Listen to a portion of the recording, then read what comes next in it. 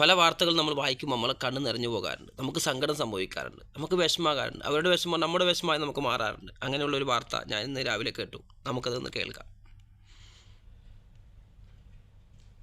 ഞാനത് രാവിലെ വായിച്ചതാണ്. ഭയങ്കര വിഷമായിപ്പോയി കണ്ടിട്ട്.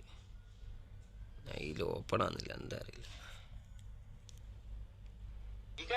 हाँ, ऐसा नहीं है कि अपन डॉक्टर बनेंगे तो ही सब कुछ होगा, तो नहीं तो कुछ नहीं होगा।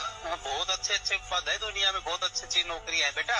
और अभी तो ये तो है नहीं कि भाई तेरी उम्र बहुत ज्यादा हो गई। हाँ, तो तू प्रेशर में बिल्कुल भी मत आना, मस्त रहे, ठीक है।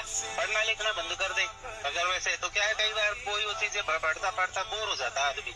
ठीक है बेटा, तू इंटेलिजेंट है और बहुत नौकरियां है, बहुत अच्छी अच्छी चीज है। और अभी मैं बुढ़ा नहीं हुआ, अगवा घर में कोई कमाने वाला ही नहीं है, कोई अपनी दिक्कत है, अगवा पैसे की दिक्कत है, मैं खूब कमा लूंगा, तू चिंता मत कर। എത്ര പൈസ കൊടുത്തിട്ടായിരിക്കും ഒരാൾ പഠിക്കാനൊക്കെ പറഞ്ഞേക്കുന്നത്. എന്നിട്ട് ആ പിതാവിന് അങ്ങനെ പറയാൻ സാധിക്കുന്നെങ്കിൽ അതൊരു വലിയ വിജയമാണ്. ഞങ്ങൾക്കത്ര പ്രായമൊന്നും ആയിട്ടില്ല, ഞങ്ങൾക്ക് ഇന്നും അധ്വാനിക്കാനും ഒക്കെ കഴിയുമെന്നാണ് അദ്ദേഹം പറയുന്നത്. ഒരുപാട് വായിക്കാറുണ്ട്, ഞാൻ വായിച്ചത് അത്, പിന്നെ ഇപ്പോൾ വീഡിയോ കണ്ട്. അപ്പോൾ എത്ര നമ്മളെ മക്കളൊക്കെ പ്രയാസം പറയുമ്പോൾ ചില ആളുകൾ കാണുന്നില്ല. അവർ പറയും അതങ്ങനെയാണ്, പഠിക്കുമ്പോൾ അങ്ങനെയാണ്, പഠിക്കുമ്പോൾ ഇങ്ങനെയാണ്, പഠിക്കുമ്പോൾ അതിൻ്റെ പ്രയാസം ഉണ്ടാവും. അത് ശരിയാണ്. പക്ഷേ അത്രയും കണ്ട് നമ്മളെ ഒരുപാട് ആത്മഹത്യകൾ നമ്മൾ ഈ ഇതുമായി ബന്ധപ്പെട്ട്, കുട്ടികളുമായി ബന്ധപ്പെട്ട് നമ്മൾ കേൾക്കാറുണ്ട്. കോളേജിൽ നിന്ന് ആത്മഹത്യ ചെയ്ത്, അവർ റൂമിൽ നിന്ന് ആത്മഹത്യ ചെയ്ത്, ഹോസ്റ്റലിൽ നിന്ന് ആത്മഹത്യ ചെയ്തൊക്കെ ന്യൂസുകൾ നമ്മൾ കാണാറും കേൾക്കാറൊക്കെ ഉണ്ട്. അപ്പോൾ ഇങ്ങനെയുള്ള സാഹചര്യങ്ങൾക്ക് വഴി ഒരുക്കുന്നതിന് മുമ്പേ ഒരു സൂചന എന്തെങ്കിലും പഠിക്കും. അവർ എത്ര ബുദ്ധിമുട്ട് പ്രയാസം പറയുമ്പോഴേക്കും സാരില്ല മോളെ, ഞാനില്ല ഇതിൻ്റെ കൂടെ, നമുക്കൊക്കെ ഒന്ന് പരിഹരിക്കാം, നീ ഇങ്ങ് പോരെന്ന് പറയാൻ നമുക്ക് സാധിക്കണം ചില സന്ദർഭങ്ങളിൽ. ഭയങ്കരമായൊരു വീഡിയോ ആണത്.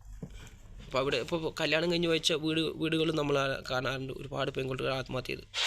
അപ്പോൾ അവർ വന്നിട്ട് അവരെ പ്രയാസം ഇങ്ങനെ പറയാം, സ്ത്രീകൾ പെൺകുട്ടികൾ പറയുന്ന സമയത്ത് നമ്മൾ പറയും, മാതാപിതാക്കൾ പറയും അതാ അവിടെ പോയാൽ അങ്ങനെയാണ്, അമ്മ ഇങ്ങനെ ഉണ്ടാവും, അല്ലെങ്കിൽ കുറച്ച് കാലം നീ ക്ഷമിക്കുക, അല്ലെങ്കിൽ കുറച്ച് കാലം നീ പ്രയാസങ്ങൾ ശരിയാകും, അങ്ങനെ ഫസ്റ്റ് ഉണ്ടാവും എന്നൊക്കെ പറയും.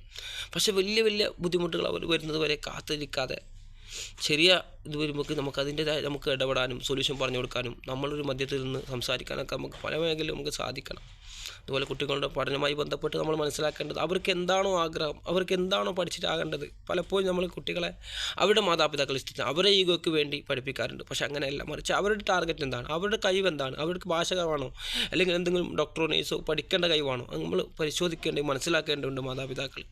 എന്നിട്ട് അവർക്ക് ഏറ്റവും അനുയോജ്യമായ കോഴ്സുമാണ് നമ്മൾ തിരഞ്ഞെടുക്കുക. നമുക്കല്ല, അവർക്ക് അനുയോജ്യമായത്, അവരുടെ കഴിവിന്, അവരുടെ ടാലൻറ്റ് എങ്ങനെ നമുക്ക് അറിയണം. എന്നിട്ട് വേണം നമ്മൾ ഓരോന്ന്